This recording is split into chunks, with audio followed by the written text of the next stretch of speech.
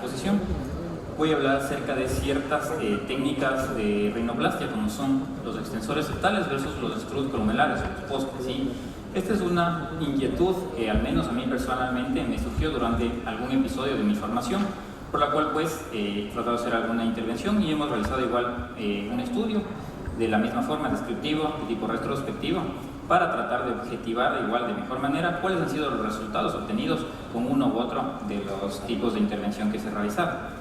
Entonces, pues como ya nos mencionó bien mi compañera Eli, la rinoplastia es una cirugía realizada con mayor frecuencia, sí, hoy en día por los cirujanos estéticos, además que la rinoplastia estructural, que es la que realizamos en su mayoría los cirujanos faciales, ha ganado terreno desde sus inicios y que han ido evolucionando diferentes técnicas para acercarse a los resultados con los cuales el paciente nos solicita y que nosotros también encontramos que son mucho más estéticos y acordes a los rasgos y facciones que tiene cada uno de ellos.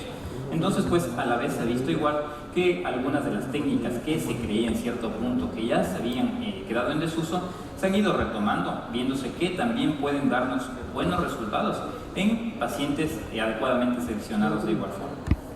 Entonces, dentro de lo que es el extrudo columelar o el poste que todos conocemos, este es uno de los cartílagos, uno de los injertos más frecuentemente realizados, viéndose que el cual se va a colocar y se va a fijar entre las cruras medias, como podemos ver aquí, sí, de diferentes formas. Entonces, este puede ser de tipo fijo, como vemos en esta zona, o flotante de igual forma, fijo o flotante, lo cual pues va a darnos o conferirnos diferentes estructuras, diferente soporte y también diferentes resultados estéticos para el paciente dependiendo lo que éste requiere. Entonces, dentro de los efectos que vamos a tener con un poste columelar son que este nos ayuda a mejorar la proyección de la pirámide nasal y a elongar la columela en caso de que ésta se encuentre muy corta, ¿sí? Además, a la par de hacer esto, nos ayuda a mejorar la forma estética que van a tener las narinas, nos va a generar un ensanchamiento a nivel del ángulo nasolabial, dependiendo también de la localización y la colocación que se le dé al mismo. Además, se puede hacer un avance caudal del septo membranoso en caso de una columela que se encuentre muy retraída. Puede servirnos de una base firme para injertos a nivel de la punta, como son el Nolei, los tipos Shield, o también para soporte a largo plazo y dar firmeza a la punta, que es una de las características que se ha visto, como que con el paso del tiempo la nariz tiende a caer. Esto nos ayuda a mantener fijo durante un periodo de tiempo más largo en realidad. En cambio, en cuanto a lo que es el extensor septal, como podemos ver aquí, ¿sí? Este fue introducido en 1997 por Beard y sus colaboradores y es uno también de los injertos que ha ido ganando popularidad, sobre todo en los últimos tiempos, viéndose que los principales efectos que va a provocar este es una elongación, proyección y rotación de la punta, pudiéndose jugar con esto dependiendo de la fijación y la ubicación con la que se coloque el mismo. Entonces, este se le fija al septo dorsal o caudal, dependiendo qué es lo que estemos buscando, y nos va a ayudar como un injerto de soporte fuerte y también nos sirve para mantener una proyección cuando lo anclamos a los cartílagos laterales inferiores, los cuales pues suelen ser débiles, sobre todo en poblaciones mestizas como es la nuestra. Además, pues nos sirven para mejorar la proyección en una nariz muy corta y que la punta igual de esta forma sea corta o la columela de igual forma. Entonces, dentro de lo que es el extensor, va a haber de diferentes tipos, ¿sí? Y el cual va a cumplir también diferentes funciones. Tenemos el de tipo Sprader Graft, ¿sí? El cual es similar a un injerto espaciador como tal, pero tiene la característica de tener una punta o una saliente, lo cual va a servir como un extensor. El tipo Batten, que es el más comúnmente ocupado y que nos da algunas ventajas, ¿sí? Porque además de generar una proyección, nos va a servir también para dar un soporte mucho mayor a lo que es la pirámide nasal. Y el que es tipo extensión directa, el cual puede ser un injerto pequeño en caso de pacientes que no tengan mucho cartílago y que nos va a generar también un cambio estético bastante adecuado, obviamente en pacientes que tengan un adecuado soporte a nivel del septo caudal. Y la fijación del mismo, pues que puede ser de diferente tipo, término terminal, término lateral, dependiendo de la longitud del septo y que sea también lo que nosotros estemos buscando como resultado dentro de la cirugía estética. Entonces, dentro de los principales efectos vemos que nos va a ayudar para mejorar el soporte y la proyección de los cartílagos laterales inferiores cuando se los ancla los mismos hacia el borde de este injerto. Puede ayudarnos a la elongación de la columela y de las narinas y generar un alargamiento nasal, y sobre todo en caso de narices cortas, lo cual es un tipo de alteración muy frecuente en la población, sobre todo secundario a traumatismos en los cuales el tercio inferior de la pirámide se queda bastante hipoplásico. Además, nos sirve también para generar un avance caudal de la columela retraída en caso de que ésta se encuentre demasiado hacia la región posterior.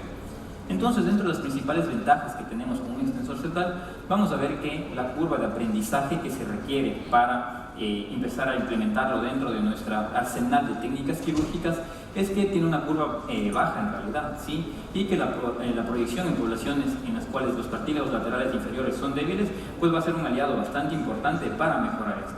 Además, dentro de las desventajas vamos a ver que este puede asociarse a deformidades si es que se da una mala colocación, se zafan los puntos o es excesiva la presión que se va a generar cuando se anclan aquí los cartílagos. Entonces vamos a ver que esto puede asociarse a desviación columelar o asimetría también de las narinas, lo cual va a ser un resultado para nada estético y todo lo contrario a los que esperaríamos llegar con este tipo de injertos. Además, pues, al colocar, al fijarlo, ¿sí? Tipo un tongue groove a este nivel, vamos a ver que nos va a dar una punta bastante rígida. Para muchos pacientes esto no puede ser algo molesto, pero en cambio para otros sí, y esto también puede ser tomado como una desventaja. Además, se va a dar una reabsorción cartilaginosa, ¿sí? La cual pues es bastante variable, viéndose que hasta un 30% puede darse en injertos grandes que se encuentran completos. Por lo cual, pues, si se da algún porcentaje importante de reabsorción, puede asociarse de igual forma a deformidades. Además, puede darnos obstrucción nasal si es que se da una protrusión o si es que se da una migración del injerto, generándonos un desvío septal incluso por una mala colocación del injerto tipo extensor septal. Además que la cantidad de injerto, sobre todo si colocamos algún injerto de tipo Batten, va a ser bastante importante, ¿sí? Y en muchos casos pues no vamos a tener la cantidad suficiente, por lo cual pues no va a ser posible colocar uno de estos injertos a menos que tomemos de otras zonas como donadoras del cuerpo.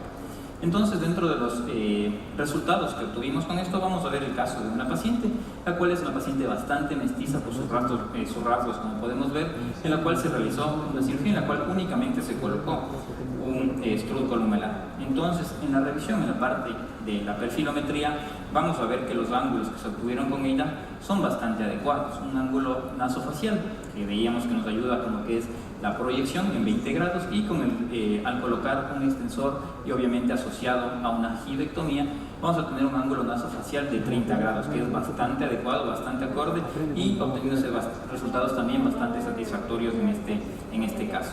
¿Sí? Además, pues los ángulos de la rotación de la punta, viendo que el nasolabial está en 70 grados y posterior a una colocación de únicamente un poste, tenemos ángulo de 96 grados, ¿sí? Que también es bastante adecuado, con resultados bastante armónicos y bastante naturales que obtiene el paciente. Entonces aquí tenemos algunos de los resultados de los diferentes ángulos de igual forma medidos en esto y los promedios, y que posteriormente haremos una comparación, ¿sí? Con otro tipo de resultados obtenidos. Entonces, dentro de lo que es el extensor septal, en cambio, sí, vamos a ver algunos casos, como por ejemplo en esta paciente, en la cual vemos una jiba en verdad bastante pequeña o una pseudojiba, ¿sí? Hablándose de que le falta algo de proyección a nivel de la punta y teniendo una forma bastante redondeada, bastante bulbosa. Entonces, los ángulos que se obtuvieron posterior a colocar un extensor septal, vemos que mejoraron muchísimo, ¿sí? Estando en 33 grados hasta 37 grados a este nivel. Ya, en este caso pues vemos de igual forma sí, una nariz bastante mestiza con una jiba, una punta hipoproyectada también y bastante bulbosa con un ángulo nasolabial de 78 grados y posteriormente mejorando hasta los 99 grados, que es una nariz bastante adecuada y con resultados bastante acordes. En este caso también vamos a ver lo que es la proyección, viéndose que el porcentaje de proyección en esta relación está en 56%, mejorando hasta 62%, estando dentro de rangos completamente normales para la paciente, ¿sí? Aquí de la misma forma, obteniéndose resultados que estaban en 59% hasta 65%, de la misma forma bastante adecuados y bastante correctos. Estos son los resultados, en cambio, que se obtuvieron con el previo a la cirugía del extensor septal y posterior al mismo. Entonces vamos a quedarnos con estos resultados para hacer una comparación de qué es lo que se logró obtener mediante una u otra técnica quirúrgica, ¿sí? Entonces vamos a ver que tanto con lo que es el extensor septal como lo que es el extrudo columelar se obtuvieron mejorías bastante importantes a nivel del ángulo nasofacial, del ángulo nasolabial y también en esta relación en la proyección de la punta, ¿sí? Y viéndose que, por ejemplo, en lo que es extrudo columelar mejoró 4.5 grados, 18.5 en el nasolabial y disminuyó un poco en cambio en lo que es la proyección, que es algo a tener en cuenta.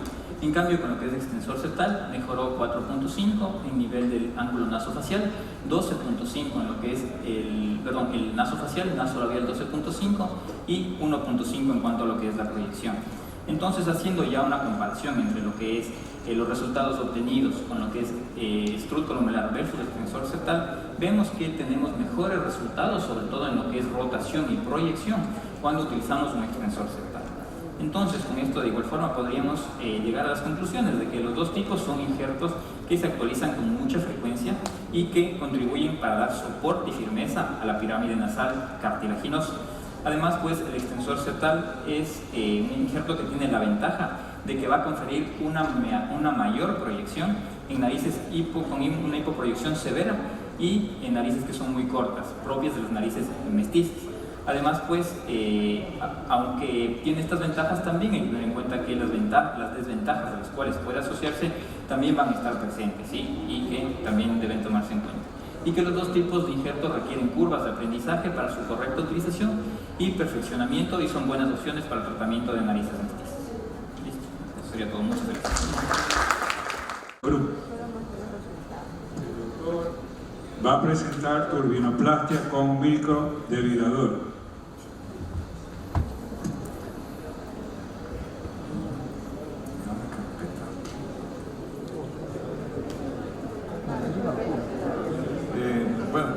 Buenas tardes con todos. Soy el doctor Alex Lara, otorrinolaringólogo.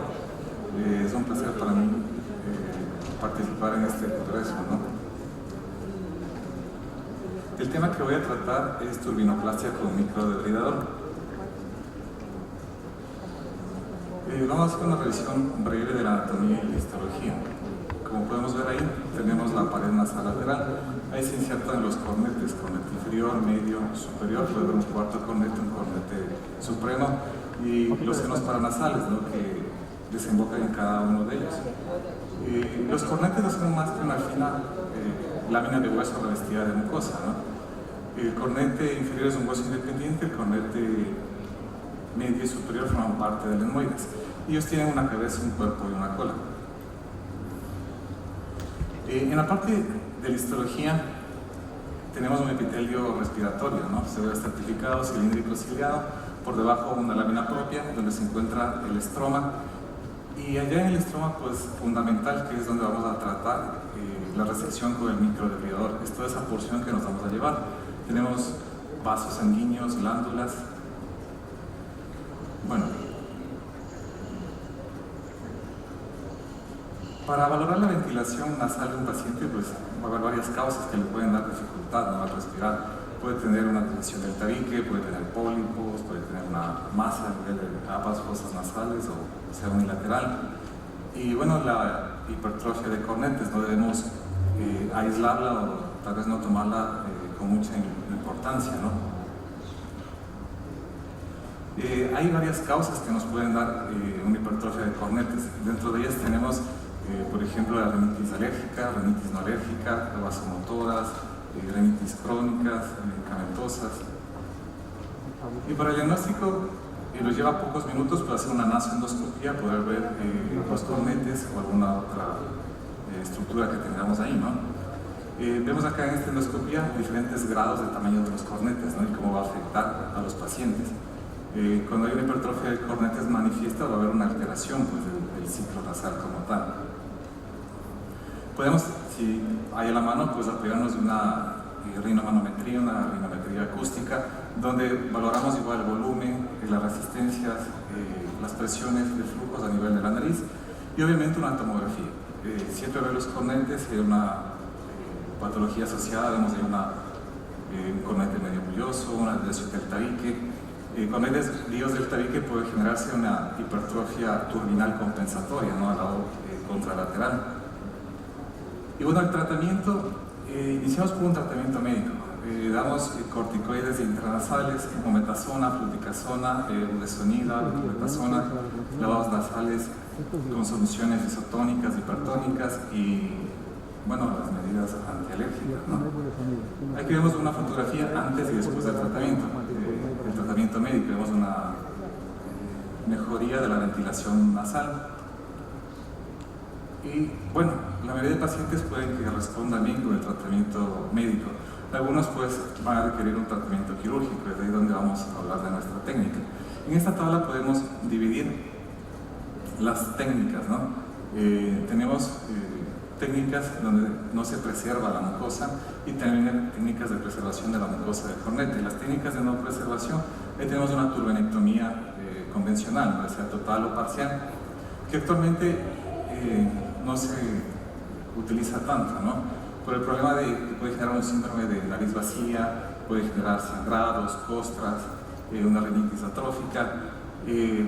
La turbenectomía con electrocauterio, láser o la crioturbenectomía pues son quemaduras bastante agresivas y que también puede afectar la función ciliar, ¿no?, de los cornetes. Y bueno, aquí vamos a hablar de las cirugías de preservación de la mucosa, donde está el microderribador, está la radiofrecuencia, la acoblación y el ultrasonido, ¿no? Los que mejor respuesta tienen pues el microderribador y la radiofrecuencia. Una foto, ¿no?, de los equipos. Y aquí vemos una cirugía antes y después de una turbinoplastia con microderribador. Y los pasos para hacer la cirugía: primero colocar un tapón nasal, ¿no?, con oximetazolina, lidocaína, un cotonoide, ¿no?, nos va a ayudar. Después debemos inyectar lidocaína más epinefrina de 1 al 100.000 a nivel de la cabeza del cornete. Esperamos un tiempo, unos minutos. Lo que creamos es una incisión, ¿no?, en la parte anterior de la cabeza del cornete. Desarrollamos un túnel submucoso a través de toda la longitud del cornete y con el microderribador pues procedemos a pasar, ¿no?, por ese plano submucoso y hacer la resección del estroma como tal del cornete. Autorizamos la incisión si es necesaria y se puede añadir pues a una fractura del cornete, ¿no?, la lateralizar el cornete, que va a tener mejores resultados. Aquí les he traído un video. Vamos a proyectarlo. Entonces aquí vemos una vista endoscópica con una hoja número 15, previa infiltración, ¿no?, de peinamos de epinefrina. Lo que hacemos es una incisión a nivel de la cabeza del cornete, ¿no? Vemos que hay un menor sangrado con infiltración.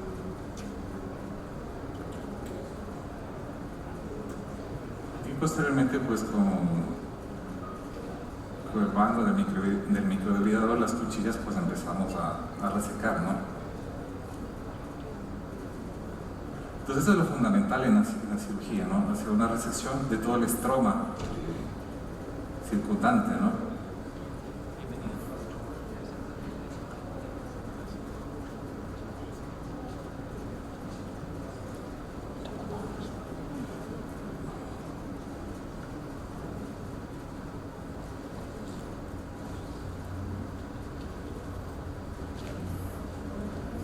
Ahí podemos ver, ¿no?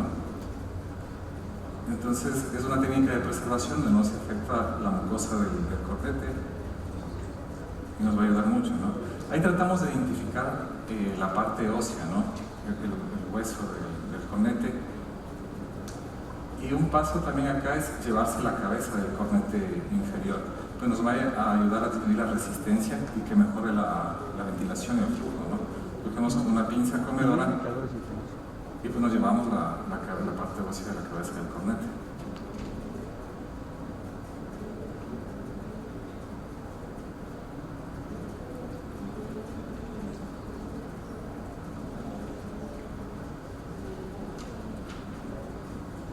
Ahí podemos ver los restos óseos, ¿no?, de la cabeza del cornete.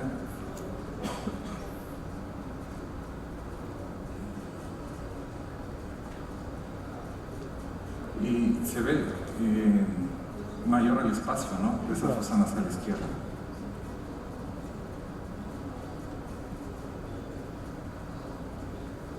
Ahí vemos, ¿no?, se redujo de forma considerable.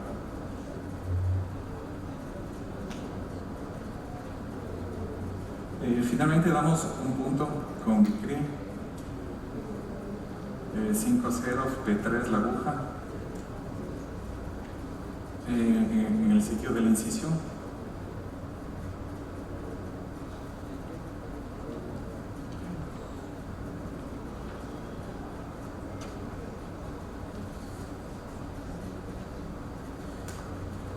Para que dar ese punto otra vez podemos ayudarnos dando el nudo por fuera y generamos tensión, ¿no?, para que sea más fácil hacer el nudo.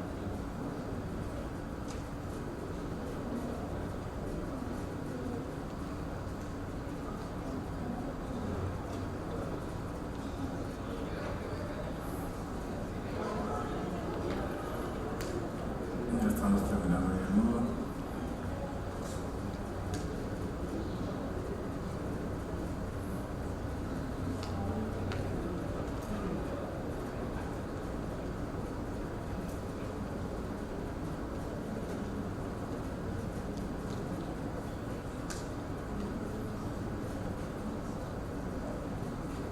Se corta con una tijera.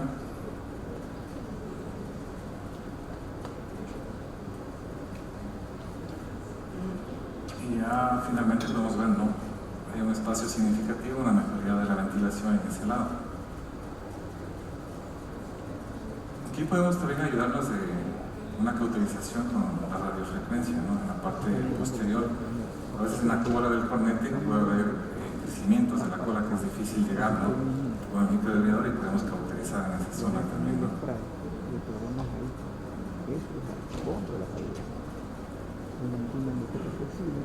Listo, y hoy he traído una revisión bibliográfica. Este es un estudio de la Academia Americana de Otorrinolaringología del 2015.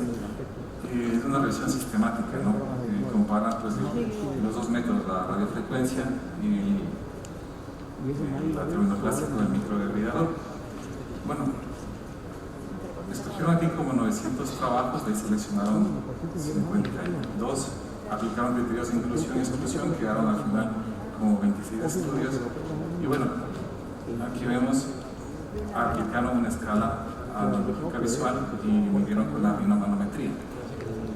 Y ahora diferencia significativa, ¿no? En ambos estudios que mejoraba la ventilación nasal en todo esto.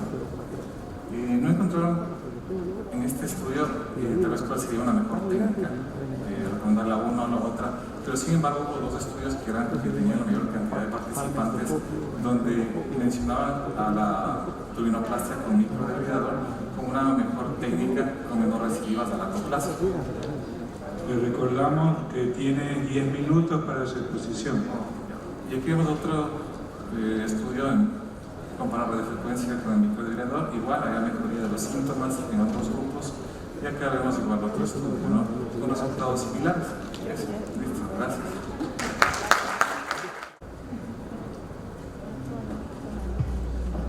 Sí, claro.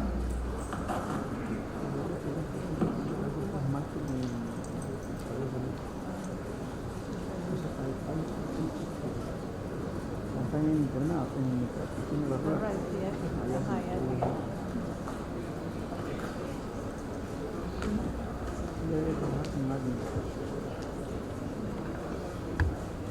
Bien, buenas tardes con todos. Un gusto para mí presentarles el tema del día de hoy, masaje hipermón juvenil o abordaje endoscópico a propósito de un caso. Para iniciar me gustaría presentarles un poco de antecedentes sobre esta patología. Como conocemos, es una lesión benigna caracterizada por espacios revestidos de endotelium vascular incrustados en un estroma fibroso. Este tumor va a ser localmente agresivo y se caracteriza también por ser casi exclusivamente presentado en varones adolescentes. Está descrito actualmente que corresponde al menos del 0.5% de tumores de cabeza y cuello de manera global. Existen varias teorías de origen, varias de ellas están descritas anteriormente, pero actualmente la que más se utiliza y la que más se cree que funciona acorde con la patología es la teoría de la arteria del arco braquial, descrita por Bernard Schick, que es una alteración o una malformación entre crear un puente entre la aorta dorsal y ventral, y un remanente de esta creación nos daría lo que a futuro se conformaría en sí el tumor vascularizado. Me gustaría que se graben bien esta imagen, porque de esto es lo que depende de dónde nace exclusivamente este tumor, el sitio de origen. Como vemos aquí, tenemos la pterigoides, acá abajo tenemos el mediano y acá arriba al B2, acá para atrás la fosa infratemporal y acá el esfenoides. Actualmente ya hay estudios varios que describen que el tumor se origina en la fosa en el foramen palatovaginal cerca del cerca del Vidiano, más no en el foramen esfenopalatino como se cree, hasta hace poco se creía que era el origen real de este tumor. Y a partir de esto empieza a crecer el tumor, y como en esta representación que tenemos aquí, y se logra expandir por varias vías de diseminación. En esta tomografía, algo que actualmente también se cree que es casi patoneumónico, prácticamente patoneumónico de esta patología, es la erosión que hay del foramen vidiano, del área del biovidante. Como vemos aquí, en el lado contralateral está completamente íntegro, y tiene una forma como de una gota, y del otro lado, como está la patología, vemos claramente que está erosionado. Eso actualmente se cree que es prácticamente patoneumónico de este tumor.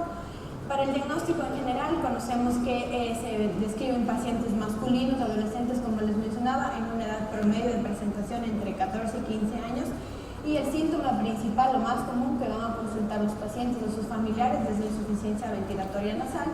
No en todos los casos se presenta epistaxis, sin embargo, obviamente va a ser un tumor altamente vascularizado, va a ser un síntoma importante.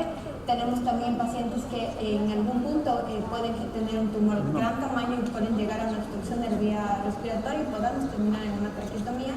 Y en estos mismos pacientes que tienen tumores de gran tamaño se puede presentar una deformidad facial. Otros síntomas también que nos pueden acompañar en el diagnóstico es rinorrea, rinoralia, pífora, proptosis, otitis y anemia, entre otros. Para el abordaje inicial de este tumor, importante recordar el método diagnóstico de elección, la FAC simple contrastada de nariz y senos paranasales, y este tipo de imagen nos va a ayudar mucho, sobre todo a ubicar y hacer una proyección incluso prequirúrgica del abordaje para el tratamiento. Como sabemos, ya más adelante conversamos, este es un tumor que el tratamiento es netamente quirúrgico. Signos radiológicos importantes, tenemos el signo de Horman-Miller, como vemos la protrusión de la pared posterior del maxilar por ocupación estricta del tumor, y otro signo que actualmente está descrito es el signo Ram-Harald, que es básicamente la erosión de la pterigoides y una formación de un espacio como cuadrilátero, como vemos aquí, versus el espacio normal o fisiológico, que es como triangular. Esta formación de ese espacio cuadrilátero por la ocupación tumoral es llamado el signo de Ram-Harald. Para el diagnóstico también nos apoyamos en angiografía y angiotomografía. Claramente en este caso, tomar en cuenta que la arteria maxilar es prácticamente la responsable de la irrigación de este tumor en la mayoría de tumores, sobre todo en los que tienen pequeño y mediano tamaño. Como vemos en esta imagen, es importante tomar en cuenta que el tronco principal de la arteria maxilar tiene tres porciones, y la tercera porción, la arteriopalatina, es la que nos va a dar generalmente la irrigación en tumores de pequeño y mediano tamaño. Los tumores que se extienden más hacia atrás estarían comprometidos las otras porciones de la arteria maxilar. En estos casos, parte del manejo es la embolización transarterial, que como conocemos es la importancia en la reducción de hemorragia transoperatoria, y se recomienda realizarla 24 a 48 horas previas, tomando en cuenta que se debe hacer en mano de expertos para este tipo de procedimientos, por el riesgo sobre todo isquémico de accidentes cerebrovasculares, por diseminación en sí del agente embólico, sobre todo la arteria carótida interna. Sistema de clasificación para poder realizar un estadiaje adecuado de esta patología. Existen varios, como conocemos, Fish, Andrews, Radowski y Chandler. Actualmente me gustaría mostrarles la clasificación de Janakaram, que es una clasificación que nace de Chandler, pero es mucho más específica en relación a qué compromiso tiene a nivel de diseminación del tumor en toda su extensión. No me voy a detener en decirles la clasificación en honor al tiempo, pero justamente en el caso que vamos a revisar ahora es un paciente que tiene un Janakaram 2A, que presentaría una extensión a nivel de toda la cavidad nasal con una mínima invasión o un mínimo compromiso de la fosa pterigo-palatina. En el caso que les presento el día de hoy, es un paciente que tenemos de 15 años de edad, sin antecedentes personales ni quirúrgicos de importancia, quien acude por una sintomatología de mala ventilación nasal de 8 meses de evolución, con empeoramiento progresivo en los últimos 3 meses. Según refiere su madre y el paciente, ha presentado 3 episodios de epistaxis de difícil control previo a la primera visita en nuestro centro. Al examen físico tenemos un paciente en la rinoscopía anterior con una nula ventilación nasal, una ocupación tumoral total de la fosa nasal con una coloración rosado pálida sin datos de sangrado activo. Esto me gustaría también que tomen en cuenta que, contrario a lo que pensaríamos en las lesiones vascularizadas como de este tipo de tumor, no es una lesión de color rojo venosa como estaríamos encontrar con un sangrado activo, con estigmas de sangrado, sino más bien se relaciona mucho con las características de la mucosa circundante que rodea o que está comprometiendo el tumor también. Como vemos, este es nuestro paciente y tiene un gran compromiso nasofaríngeo con extensión importante hacia la cavidad, hacia la nasofaringe, que prácticamente obstruye y desplaza todas las partes blandas del paladar. Para el diagnóstico de este paciente, como les decía, importantísima la tomografía, y como vemos aquí hace mayor estadiaje, es como pueden ver, es un tumor de gran compromiso de la nasofaringe que tiene una mínima compromiso de la fosa palatina, como vemos aquí señalado en el círculo rojo, y además este caso interesante que tiene también una insinuación ya en el foramen orbitario, pero no llega a comprometer en sí. Esta es la tomografía en corte coronal del mismo paciente y encontramos básicamente los mismos hallazgos. Importante aquí, sí se nota mucho más del compromiso nasofaríngeo que tiene. Aquí, como vemos en el círculo rojo, la infiltración hacia el foramen infraorbitario y la erosión que tiene en la zona del virión. El plan en este paciente, por supuesto, angioembolización previa a la cirugía. Aquí tenemos el paciente con una embolización antes de la embolización y una imagen post-embolización. Claramente se ha abordado el tronco común de la maxilar y tenemos un paciente listo, desembolizado para el abordaje quirúrgico. Hoy también me gustaría presentarles esta también alternativa que tenemos actualmente de una planificación 3D del tumor desde la tomografía del paciente, en la que podemos visualizar adecuadamente todos sus detalles anatómicos, sobre todo la infiltración, como vemos aquí en el foramen orbitario, la fisura orbitaria, para un mejor abordaje quirúrgico. Ahora, en este paciente se realizó un abordaje endoscópico con una técnica centrípeta que consiste básicamente en crear una cavidad bastante amplia para poder abordar todas las áreas del tumor y poder desinsertar. Esta técnica centrípeta quiere crear una cavidad amplia independiente de la localización del tumor, es decir, empieza con una turbinectomía y vamos a tener luego que hacer una endoidectomía amplia, una maxillectomía amplia y sobre todo una esfenoidectomía amplia. Luego, seguido, como vemos aquí se hace una apertura importante del seno esfenoidal y se hace como segundo paso o siguiente una septectomía posterior para desinsertar el tumor y para ganar espacio para el manejo en transquirúrgico. Luego también tenemos que valorar el lado contralateral en este tipo de pacientes y hacer una cauterización y un control en la parte posterior. El tumor se hace una sección, puede hacerse de superior a inferior, de arriba hacia abajo o de abajo hacia arriba. En este caso se hizo desde arriba hacia abajo, controlando bastante el pedículo posterior con cauterización, y en algunos casos es necesario hacer una lima del hueso. Ahí vemos que el tumor ya salió por la boca, y nos vamos a los remanentes que veíamos justamente en la tomografía, en la planificación 3D de la fisura orbitaria y del segmento que nos queda en el esfenoides gracias a la erosión. Ahí están los tres tumores que retiramos. Un paciente hoy en día ya con una calidad de vida adecuada para su edad, con un sangrado transquirúrgico de 300 post-embolización y que hoy pues ya hace su vida normal. Finalmente les traje una revisión bibliográfica de comparaciones de 5 estudios de los últimos 5 años sobre técnicas abiertas y técnicas endoscópicas para abordar este tipo de tumores. Y para no detenerme más, básicamente todos concluyen en que el sangrado transquirúrgico es menor, la estancia hospitalaria va a ser menor y obviamente hablando de la parte estética no tiene cicatrices el paciente. Lo que sí todavía está en estudio y todavía no se concluye adecuadamente es la recurrencia del tumor en relación de las dos técnicas, abierta y por endoscopía. Y eso es todo por hoy.